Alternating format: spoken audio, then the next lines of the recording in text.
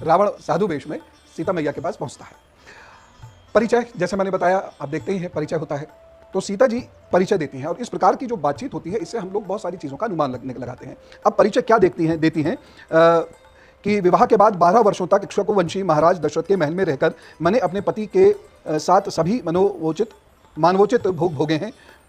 मैं वहाँ मनोवांछित सुख सुविधाओं से संपन्न रही हूँ। ठीक है, चौथा श्लोक है ये, इसमें इन्होंने ये बात कही है। 13वें वर्ष के प्रारंभ में सामर्थ्यशाली महाराज दशरथ ने राजमंत्रियों से मिलकर सलाह करी और श्री राम जी का युवराज के पद पर अभिषेक करने का निश्चय किया। अब पूर्व में बात हो रही है और इतना तो आ ही जाता है। देखिए 7000 वर्षों में आप 2-3 साल का तो अंतर आने दीजिए, ठीक है ना, क्योंकि एग्जैक्ट डेट ऑफ बर्थ जैसे मैंने बताया वो तो आज के युग में बहुत सारे लोगों को नहीं पता कि वो 25 साल पहले कब एग्जैक्ट टाइम पे पैदा हुए थे, ठीक है ना। तो 7000 वर्षों में तो कहीं 15 वर्ष भी कहा है, कहीं दशरथ जी कहते हैं ऋषि विश्वामित्र से अभी 16 वर्ष से भी कम उनकी उम्र है। यहाँ मैया सीता जो कह रही हैं वो बड़ा स्पष्ट कह रही हैं 13वें वर्ष के प्रारंभ में, ठीक है ना। तो इसका मतलब अभी हम लोग इस पर और शोध करेंगे, मैं इसके बारे में बताऊंगा, लेकिन फिलहाल इसको इस प्रकार से समझिए, ये आयु नहीं है भगवान राम की।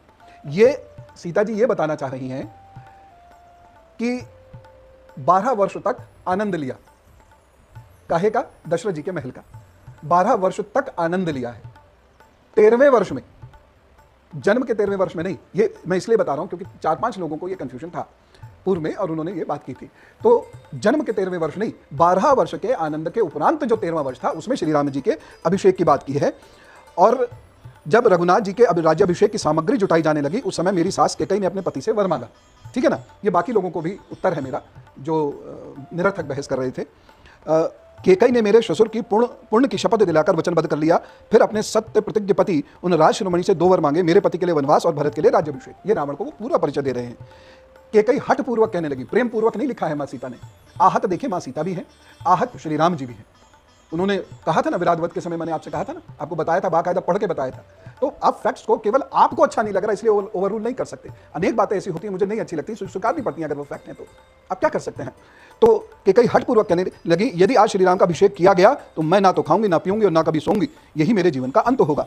अब यहाँ लोग अगर ये कहते हैं कि ये लीला थी तो इस लीला का कोई रीजन समझ में नहीं आ रहा।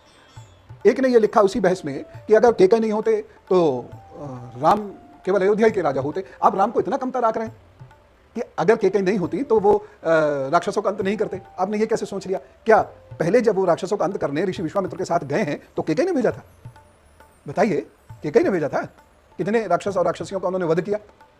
कैकेयी के कहने पे किया कि महर्षि विश्वामित्र के साथ जाने पर उन्होंने वह कार्य किया कि साधुओं की रक्षा हो सके। ये तो दशरथ जी के कहने पे वो गए।